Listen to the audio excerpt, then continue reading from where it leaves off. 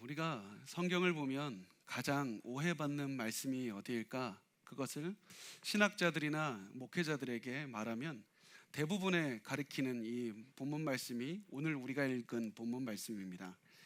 우리가 보통 선한 사마리아인이라는 제목으로 나누는 이 말씀이 사실 많은 사람들에게 굉장히 많이 오해받고 있는 말씀입니다. 특히 기독교인뿐만이 아니라 교회 밖에서 성경을 모르는 사람조차도 선한 사마리아인이라고 하면서 어떻게 생각하냐면 기독교의 본질은 결국 사람들 도와주는 것 아닙니까?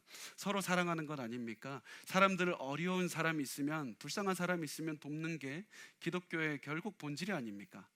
그래서 이것을 가리키면서 우리가 계속해서 사람들을 사랑하자, 불쌍한 사람들을 도와주자, 이런 얘기들을 많이 합니다. 그런데 우리가 여기서 한번 돌아봐야 됩니다.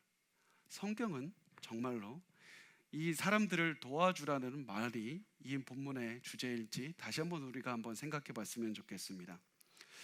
이 말씀을 보면, 성경을 보면 절대로 그냥 단순히 사람들을 도와주자, 어려운 사람들을 도와주자는 그냥 이웃사랑에 대한 그런 말씀만은 절대 아닙니다.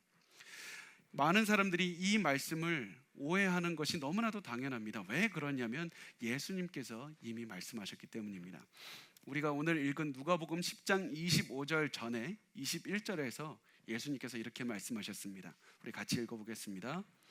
그때 예수께서 성령으로 기뻐하시며 이르시되 천지의 주제이신 아버지여, 이것을 지혜롭고 슬기 있는 자들에게는 숨기시고 어린 아이들에게는 나타내심을 감사하나이다. 옳소이다. 이렇게 된 것이 아버지의 뜻이니이다. 예수님 말씀합니다. 사람들이 이 말씀을 오해할 것이다. 사람들이 예수님께서 하신 말씀들을 분명히 오해할 것이다. 그들은 제대로 받아들이지 못할 것이다. 그렇지만 오히려 그의 마음이 어린아이와 같이 하나님의 말씀을 듣는 자들에게는 이 말씀이 깨닫게 될 것이고, 자기가 지혜 있다고 여기는 사람들에게는 이것이 숨겨질 것이다. 예수님은 우선 이 말씀을 하십니다. 그 다음에 오늘 우리가 읽는 본문의 말씀을 하십니다. 그래서 이 본문의 말씀을 우리가 잘 생각해 봤으면 좋겠습니다. 단순히 이 말씀은 다른 사람들을 도와주자 이런 말씀이 아닙니다. 이 말씀은 구원의 말씀입니다. 우리의 구원에 관한 말씀입니다. 우리가 어떻게 하면 구원을 얻을 수 있을지 거기에 대해서 말씀을 하고 있습니다. 그래서 우리가 오늘 구원의 관점으로 오늘 이 말씀을 같이 살펴보았으면 좋겠습니다. 이 말씀은 우선 제일 처음에 배경 설명부터 드리면, 이 말씀은 예수님께서 앉아서 사람들에게 가르치는 장면으로 시작을 합니다. 사람들에게 이 말씀을 가르치고 있고, 사람들은 예수님 주위를 둘러싸고 예수님께서 하시는 말씀을 다 듣고 있었습니다. 그런데 이때 갑자기 한 사람이 등장합니다. 우리가 누가복음 10장 25절 말씀을 우리 같이 읽어보겠습니다. 시작. 어떤 율법 교사가 일어나 예수를 시험하여 이르되 선생님, 내가 무엇을 하여야 영생을 얻으리이까? 자, 이때를 보면 예수님께서 계시던 이 이스라엘 때는 로마가 이스라엘을 다스리고 있었던 때였습니다. 그런데 로마가 이때 다스리는 방법이 로마의 법을 무조건 적용하는 것이 아니라 각자의 법으로 자치권을 어느 정도 줘서 자기 법으로 다스릴 수 있도록 해주었습니다. 그래서 이스라엘 지역은 자기들만의 법으로 자기가 사는 지역을 다스리면서 살았습니다. 이스라엘의 법이 무엇입니까? 가장 법의 기틀이 되는 것이 율법입니다. 그래서 이스라엘 사람들은 모세 율법을 기반으로 해서 법률로 삼아서 자기의 자치적으로 이렇게 해결을 했습니다. 율법을 잘 알았던 사람이 누굽니까? 그때 당시를 보면 서기관, 우리가 잘 아는 바리새인들도 있었고, 제사장들도 제사장의 역할을 감당하지 않을 때는 이 율법을 가르치는 역할들을 했습니다. 그래서 보면 율법 교사들은 법률가였고 신학가였고 또 사회적으로 굉장히 계층이 높은 엘리트 집단이었습니다. 이 율법 교사가 오늘 예수님 앞에 나타난 겁니다. 율법 교사는 아마 나이가 굉장히 많았을 겁니다. 사회적으로도 굉장히 명망가였을 겁니다. 이 높은 지위에 있는 사람이 예수님을 바라보고 있습니다. 이 사람이 보기에 예수님은 어떤 것 같습니까? 아주 젊은 랍비입니다. 아주 젊고 나사렛이라는 시골 출신의 그런 사람입니다. 이 사람은 이렇게 생각했을 겁니다. 야, 저 사람 유명한 랍비에게서조차 배운 적이 없는 저 사람에게 뭘 알 수 있을까? 저런 나이도 어린 사람이 무엇을 알 수 있을까? 그러면서 이 사람은 이 예수님을 시험하기로 작정합니다. 그래서 이 율법 교사는 우선은 먼저 일어나서 존경의 표시를 보입니다. 그러면서 이렇게 질문합니다. 선생님, 내가 무엇을 해야지 영생을 얻겠습니까? 내가 무슨 행동을 해야지 영생을 살 수가 있습니까? 내가 어떠한 행동을 해야지 영생이란 것을 내가 취득할 수 있습니까? 얻어낼 수 있습니까? 곧바로 영생에 관한 질문을 합니다. 여러분 잘 보시면 이 사람은 영생에 관한 질문이 정말 궁금한 게 아니었습니다. 예수님께 답을 얻기 위해서 질문한 게 아닙니다. 이 사람 머릿속에서는 이미 예수님께서 이렇게 대답하면 내가 이렇게 대답해야 되고, 예수님께서 저렇게 대답하면 내가 어떻게 대답하겠다, 이미 세뇌수를 이미 다 건너보고 예수님을 궁지에 몰아넣기 위해서 질문을 했습니다. 그리고 예수님은 이 사람의 의도를 정확하게 꿰뚫어 보고 계셨습니다. 그래서 이 예수님은 질문에 대답하는 것이 아니라 오히려 이 사람의 권위를 흔들 만한 그 질문은 다른 질문을, 마치 카운터 어택을 보내듯이 다른 질문을 그대로 보냅니다. 굉장히 논리적인 설전이 벌어지고 있는 겁니다. 이 예수님께서 말씀하신 것을 우리 같이 읽어보겠습니다. 누가복음 10장 26절 말씀입니다. 같이 읽겠습니다. 예수께서 이르시되 율법에 무엇이라 기록되었으며 내가 어떻게 읽느냐? 예수님 말씀하십니다. 당신이 율법 교사가 아닙니까? 당신이 율법 가르치는 사람이니까 당신이 한번 얘기해보라. 나한테 얘기하지 말고 당신의 생각이 무엇인가? 곧바로 이렇게 물어보시는 겁니다. 어쨌든 지금 문제가 되는 것은 율법 자체가 문제가 아니라 율법의 해석의 문제가 아니냐? 너는 그 율법을 어떻게 읽느냐? 나에게 먼저 얘기해보라. 그렇게 했더니 이 사람은 그 예수님의 질문을 기다렸다는 듯이, 내가 이미 그 대답을 준비했다는 듯이 술술 말합니다. 그리고 이 사람은 굉장히 날카로운 대답을 합니다. 누가복음 10장 27절 말씀에 이렇게 대답합니다. 우리 같이 읽겠습니다. 대답하여 이르되 내 마음을 다하며 목숨을 다하며 힘을 다하며 뜻을 다하여 주 너의 하나님을 사랑하고 또한 내 이웃을 내 자신같이 사랑하라 하였나이다. 이 날카로운 사람입니다. 똑똑한 사람입니다. 본질을 꿰뚫는 대답을 합니다. 뭐라고 얘기합니까? 율법의 가장 중요한 명령은 하나님을 가장 사랑하고 내 모든 것을 다해서 사랑하고 이웃을 자기 자신같이 사랑하는 겁니다. 이런 얘기를 합니다. 여러분 여기서 우리가 잠시 생각해 봤으면 좋겠습니다. 왜 이 두 가지를 말했을까요? 율법에 굉장히 많은 것들이 있는데 하나님을 사랑하고 이웃을 사랑하라, 왜 이것을 얘기했을까? 첫 번째, 하나님을 가장 사랑하라는 이 얘기를 했던 이유가 무엇이냐면 하나님의 사랑이 모든 율법의 중심에 있기 때문입니다. 하나님의 사랑은 모든 율법의 중심이 있습니다.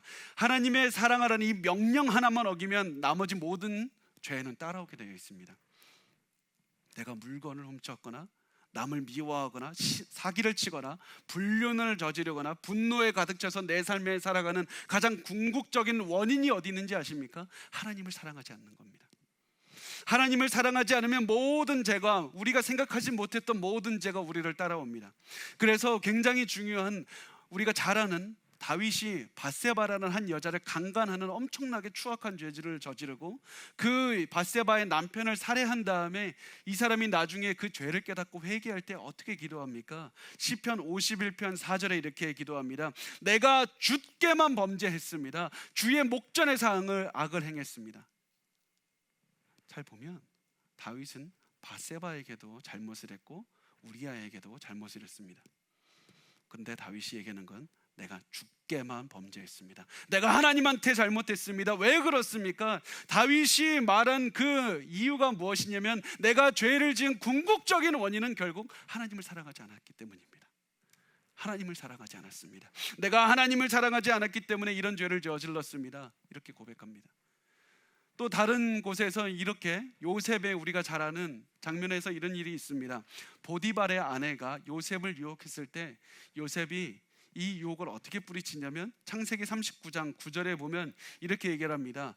그런즉 내가 어찌 이 큰 악을 행하여 하나님께 죄를 지으리까? 하나님께 죄를 지으리까? 내가 모든 하는 죄는 결국에서는 하나님께 저지르는 죄입니다. 여러분, 그래서 우리가 우리의 삶 속에서 무엇인가 남을 시기하고 저주하고 악독한 마음이 들고 남에게 악을 행하는 그 모든 궁극적인 원인이 결국 무엇이냐면 내가 하나님을 사랑하지 않았기 때문입니다.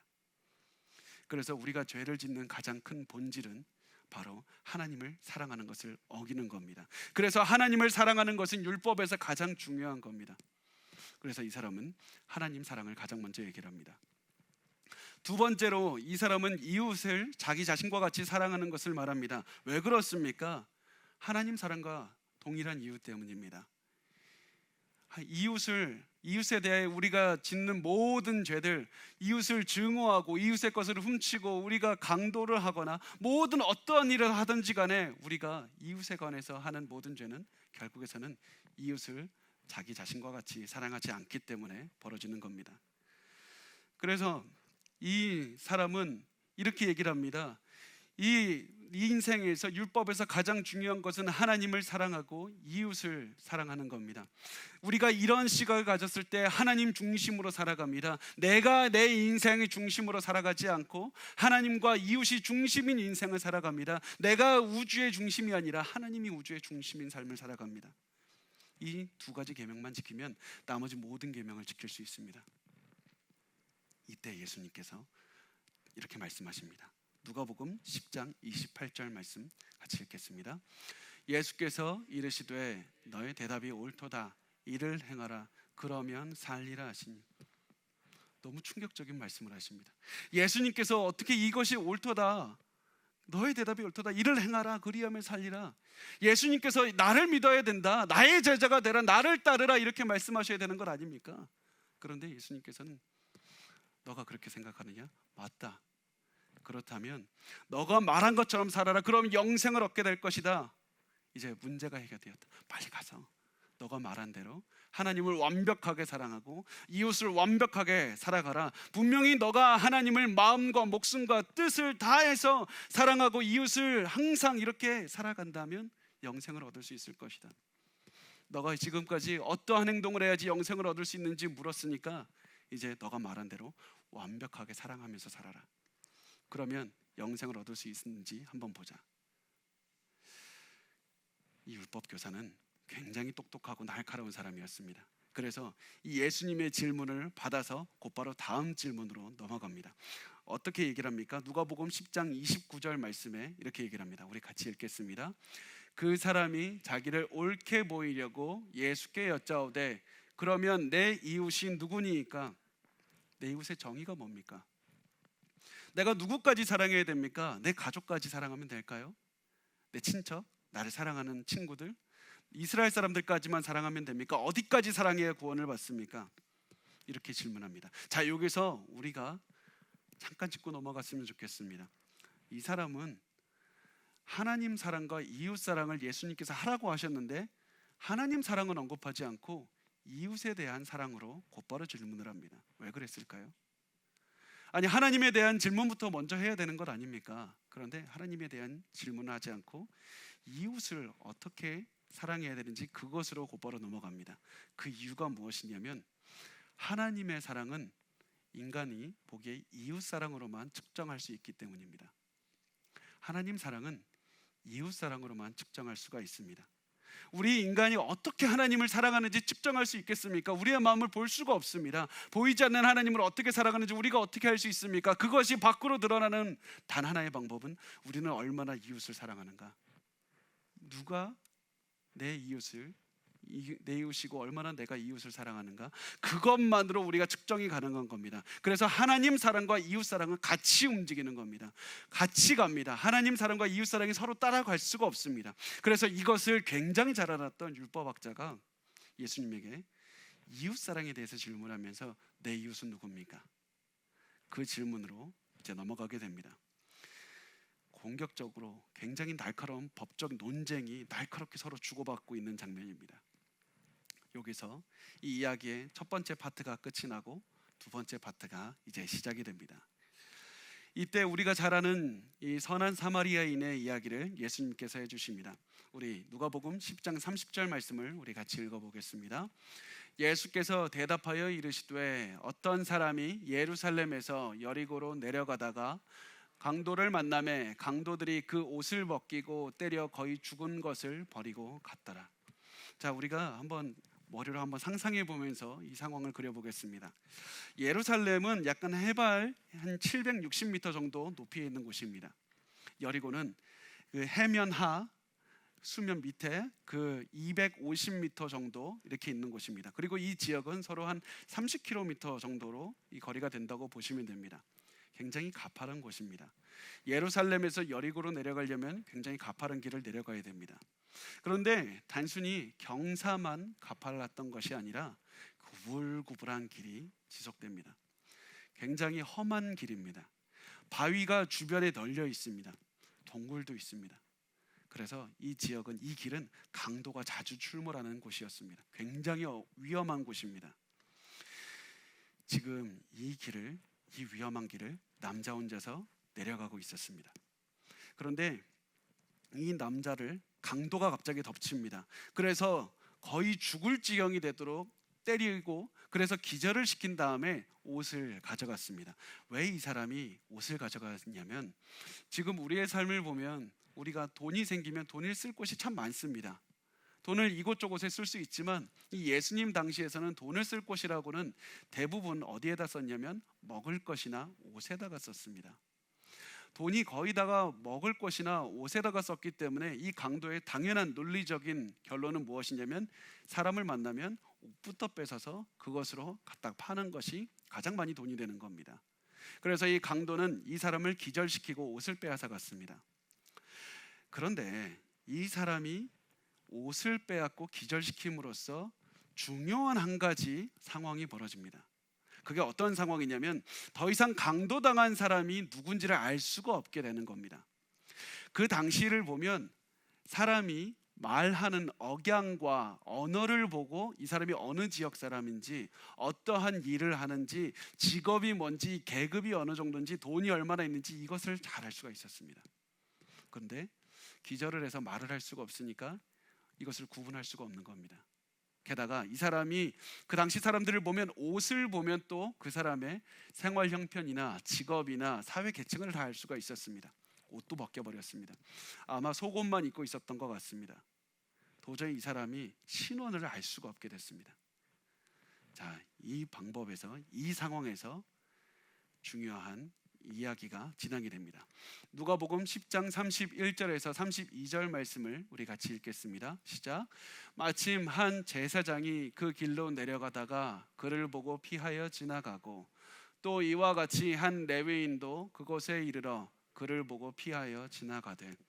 자, 예수님의 이야기에서 이 쓰러져 있는 사람을 보고 제사장이 지나갑니다. 이 얘기를 듣는 사람들이 모두가 안심하는 겁니다. 야, 제사장이 지나가니까 도와주겠다. 이때 여러분 잘 보십시오.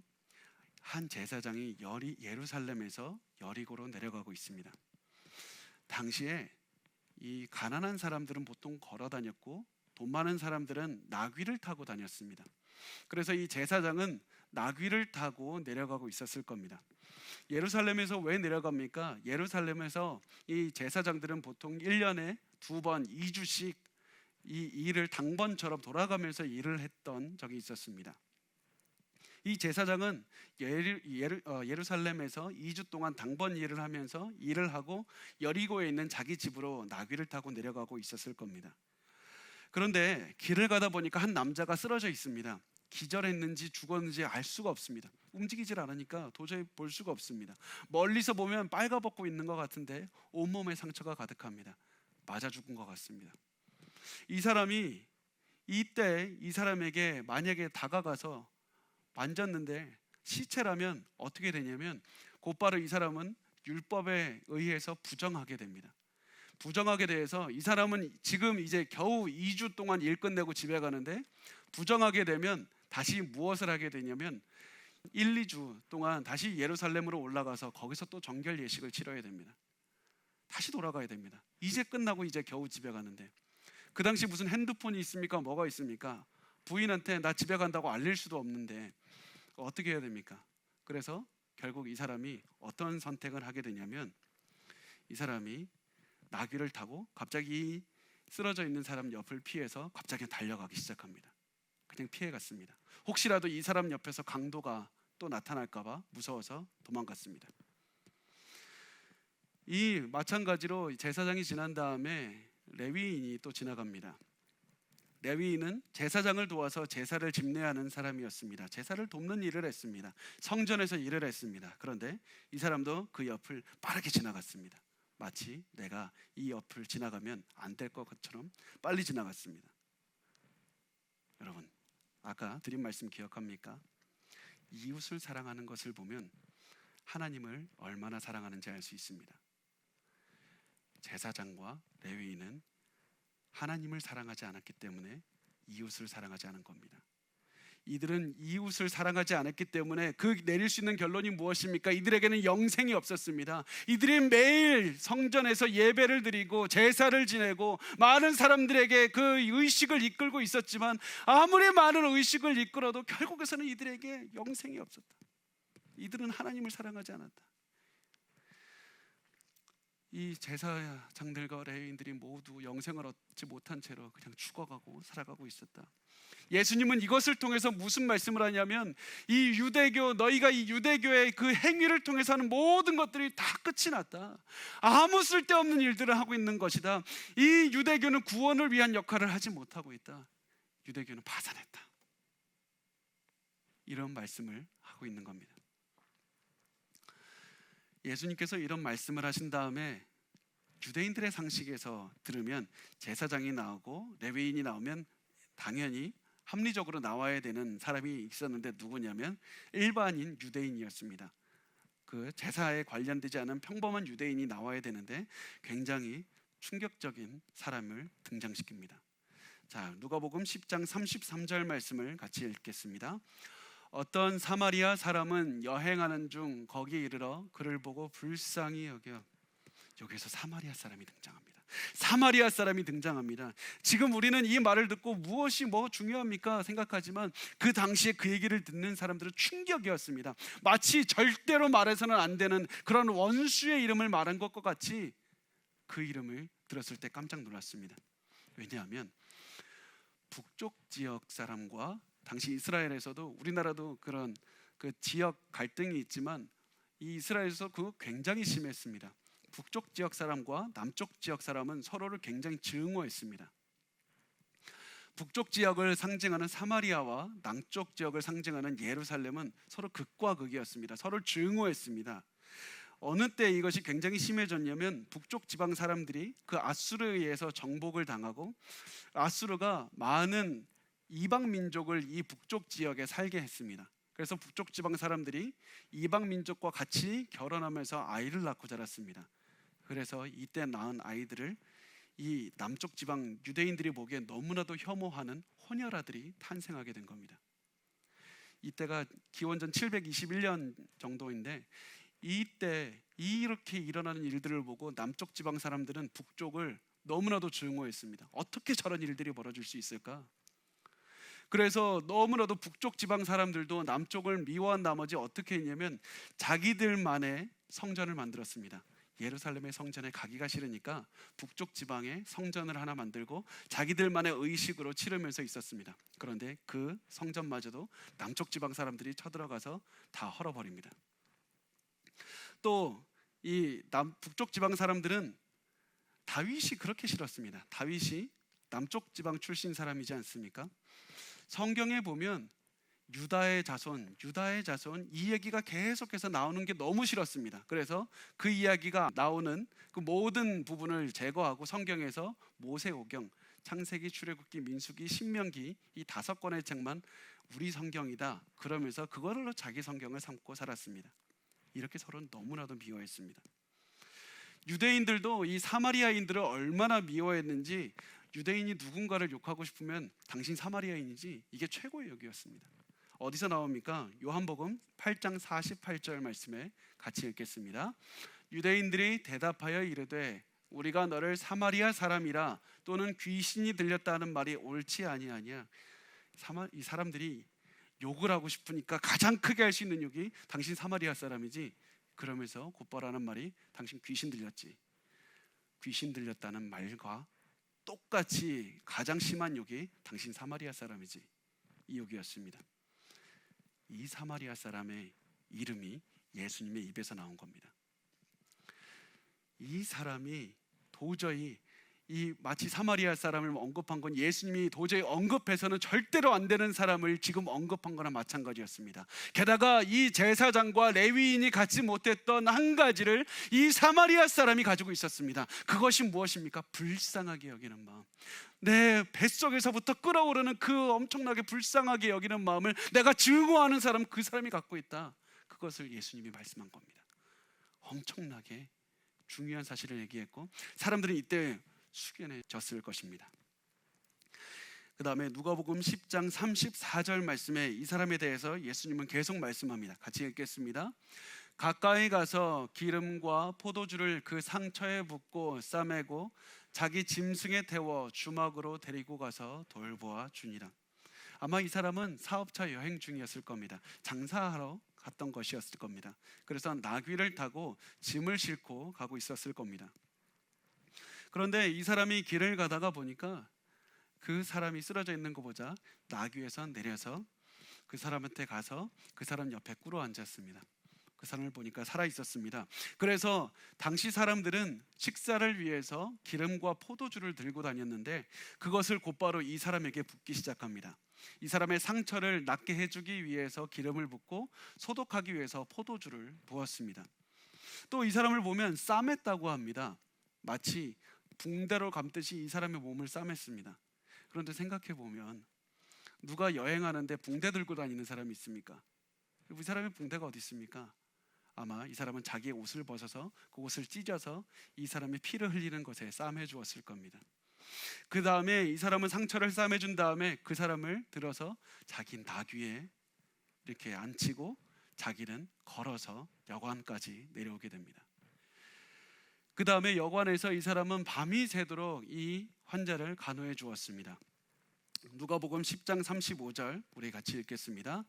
그 이튿날 그가 주막 주인에게 데나리온 둘을 내어주며 이르되 이 사람을 돌보아 주라. 비용이 더 들면 내가 돌아올 때에 갚으리라 하였으니, 다음 날 이 사마리아인이 데나리온 둘을 여관에게 줍니다. 이 데나리온 둘을 쉽게 생각하면 이런 겁니다. 짧게는 2주에서 길게는 2달까지 여관에서 머물 수 있는 방값입니다.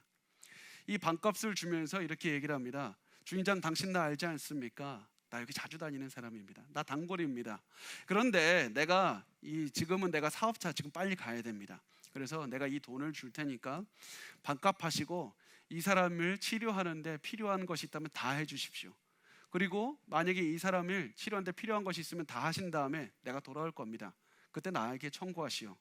내가 돌아와서 그 돈 다 드리겠습니다. 바가지 쓰기 딱 좋은 말 한 겁니다. 나한테 바가지를 써도 된다고 그렇게 말을 한 겁니다. 예수님께서 이 사람에게 이런 말을 한 것을 통해서 보여주시는 게 뭐냐면 이 사람은 넘치도록 사랑했다. 넘치도록 사랑했다. 이 사람은 엄청나게 넘치는 사랑을 했다는 걸 보여주시는 겁니다. 그래서 예수님께서 이 말씀을 통해서 하시는 것은 이렇게 하는 것이 이웃을 자기 자신과 같이 사랑하는 것이다. 이웃을 사랑하는 것이 단순히 다른 것이 아니라 이 사람과 같이 사랑했을 때 자기 자신과 같이 이웃을 사랑하는 것이다. 너는 이렇게 사랑하느냐? 너는 이렇게 사랑하느냐? 여러분 이렇게 사랑하십니까? 여러분 이렇게 이웃을 사랑하십니까?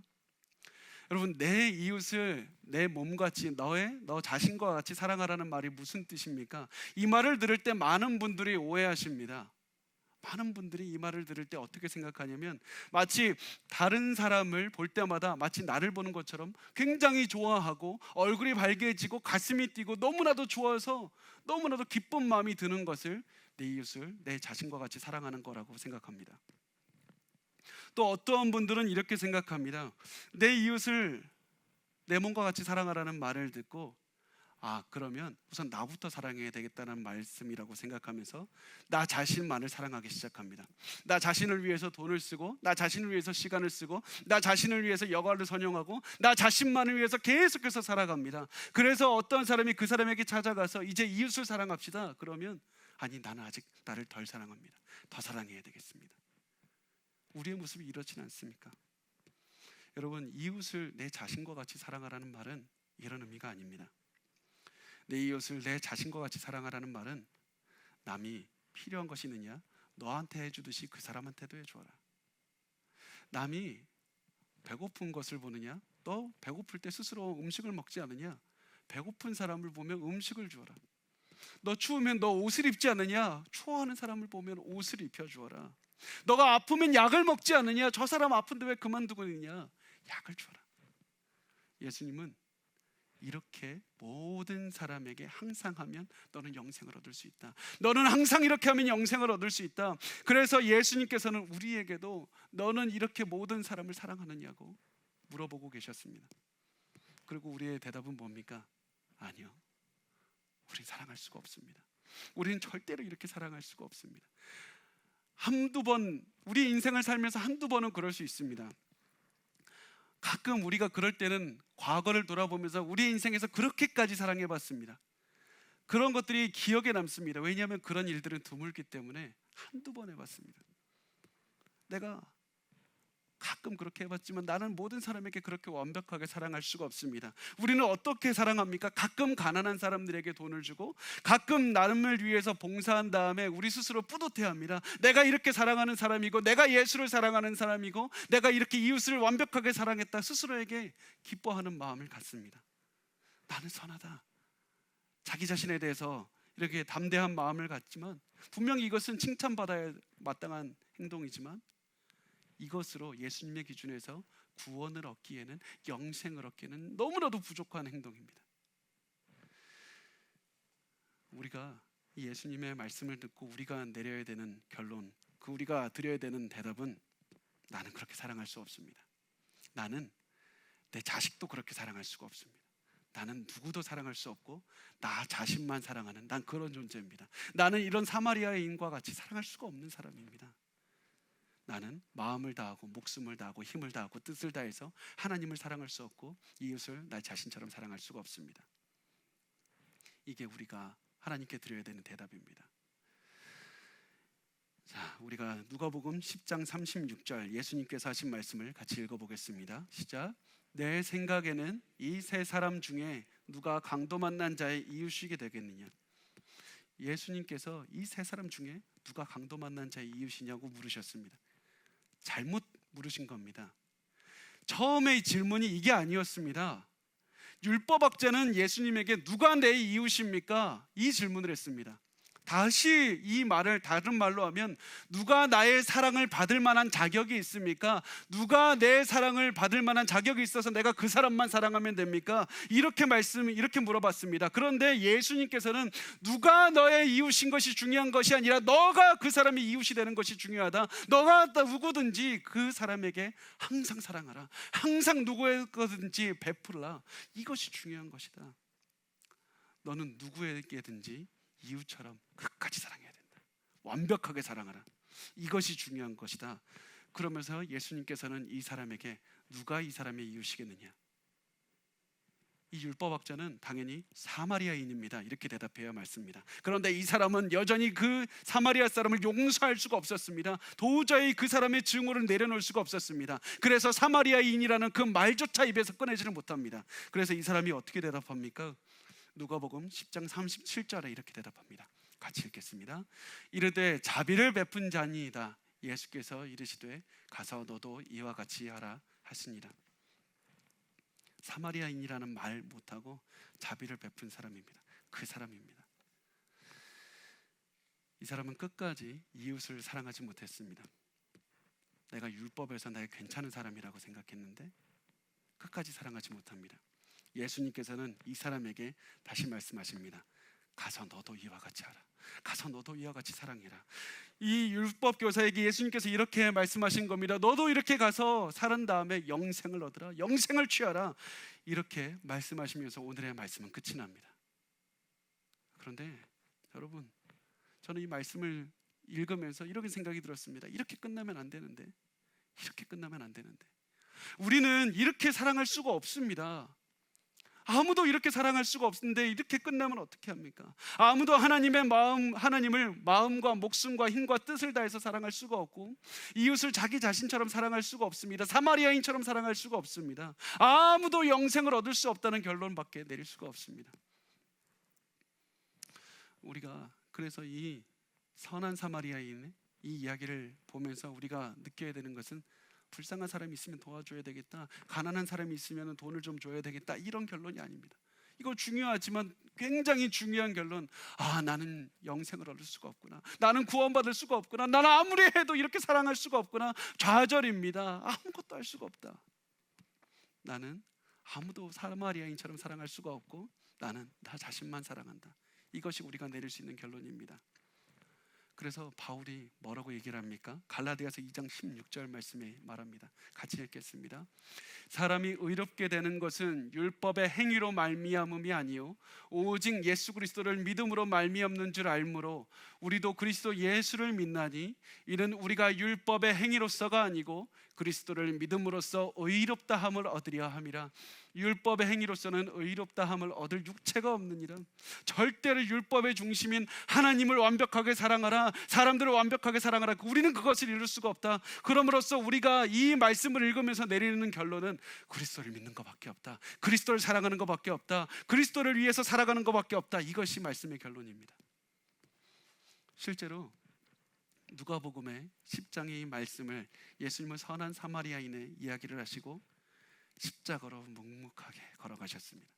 그리고 이 선한 사마리아인보다 훨씬 더 많은 사랑을 우리를 위해서 부어주시면서 십자가에 달려 돌아가셨습니다. 그게 예수의 사랑입니다. 우리에게 예수님은 이 말씀을 통해서 예수의 사랑을 보라, 너희들은 실패한다, 너희들의 율법을 이루려고 해봤자 다 실패한다, 영생을 얻을 수가 없다, 예수를 바라보라. 이 우리를 끝까지 사랑하신 예수만이 우리에게 영생을 주실 수 있다고 말씀을 합니다. 그래서 우리가 이 말씀을 보면서 다른 무엇보다 우리가 착하게 살아야 되겠다, 이 결심이 아니라 우리는 예수를 믿어야 된다, 우리를 끝까지 사랑하신 예수를 믿어야 된다는 결론을 내리시기 바랍니다. 마지막으로 우리가 이 말씀을 보면서 두 가지 결론을 우리가 교훈을 얻을 수 있다는 것을 나누겠습니다. 첫 번째는 이겁니다. 우리가 항상 하나님의 용서가 필요한 인간이라는 사실을 기억하십시오. 우리는 아무리 노력해도 하나님의 용서가 필요한 죄인일 뿐입니다.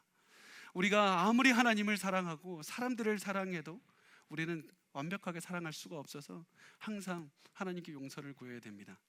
이렇게 기도하셨으면 좋겠습니다. 누가복음 18장 13절, 제가 너무나도 사랑하는 말씀인데 같이 읽겠습니다. 세리는 멀리 서서 감히 눈을 들어 하늘을 쳐다보지도 못하고 다만 가슴을 치며 이르되 하나님이여 불쌍히 여기소서, 나는 죄인이로소이다 하였느니라. 여러분, 이 말씀을 여러분의 속에 새기고 살아가십시오. 제가 여러분 목회자의 하는 일이 무엇입니까? 결국 하나님을 더 사랑하고 성도들을 더 사랑하고 성도들이 서로 사랑하게 하고 하나님을 더 사랑하도록 이끄는 것이 목회자 역할 아닙니까? 매일매일 그렇게 하고 난 다음에 매일 성도들을 사랑하려고 노력한 다음에 결국 이 저녁이 되어서 제가 하는 기도가 뭔지 아십니까? 하나님, 죄를 용서하소서. 사랑하지를 못했습니다. 용서해달라는 그 기도밖에 하지를 못합니다. 여러분, 나는 오늘도 실패했습니다. 죄를 용서해달라는 그 기도밖에 하지 못합니다. 여러분도 여러분의 살면서 다른 것들을 볼 것이 아니라 주여 죄인을 용서하소서, 가슴을 치면서 저와 같이 기도했으면 좋겠습니다.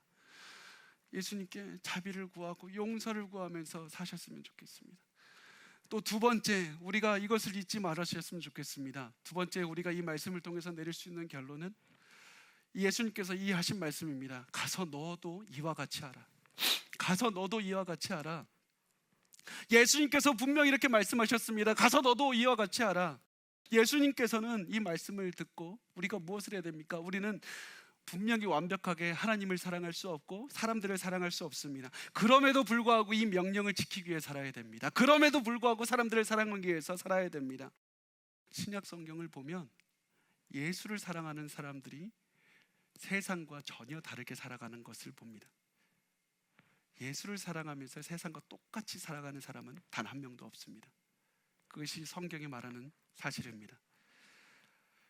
그래서 우리가 마태복음 7장 16절 말씀을 우리 같이 한번 읽겠습니다. 그들의 열매로 그들을 알지니 가시나무에서 포도를 또는 엉겅퀴에서 무화과를 따겠느냐. 그들의 열매로 그들을 알 것이다. 그들의 열매로 그들을 알 것이다. 너희들의 열매로 너희를 알 것이다. 열매로 우리를 아신다고 하셨습니다. 분명 우리가 완벽하게 예수님을 사랑할 수 없지만 매일매일 예수 그리스도를 사랑하는 모습으로 변화되어야 됩니다. 매일 내 인생에서 열매가 넘쳐나야 됩니다. 우리의 인생에서 매일매일 열매가 넘쳐나야 됩니다. 우리가 고민해야 될 것은 왜 나의 인생은 저 사람과 같지 아니한가? 이것이 아니라 하나님, 왜 내 인생은 5년 전과 오늘이 똑같습니까? 내 인생은 왜 5년 전보다 오늘 더 많은 열매를 맺지 않습니까? 하나님 용서하소서. 여러분, 우리의 인생은 계속해서 많은 열매를 맺으면서 살아가야 됩니다. 분명히 우리가 완벽하게 하나님을 사랑하고 완벽하게 이웃을 사랑할 수 없습니다. 그럼에도 불구하고 조금씩 바뀌셨으면 좋겠습니다. 조금씩 예수님께서 가서 너도 이와 같이 하라 했던 것처럼 우리가 조금씩 매일매일 이렇게 살면서 결국 하나님 앞에 다 같이 섰을 때 하나님께서 우리의 열매를 보시며 잘했다 충성된 종아, 우리의 열매로 우리를 인식하시는 그날이 올 줄 믿습니다. 여러분, 우리가 어제보다 오늘보다 내일 하나님을 더 사랑하게 해달라고 기도하시고 이웃을 더 사랑하게 해달라고 기도하셨으면 좋겠습니다. 이것이 선한 사마리아인의 이야기에서 얻을 수 있는 교훈입니다. 우리 하나님을 더 사랑합시다. 더 많은 열매를 맺읍시다.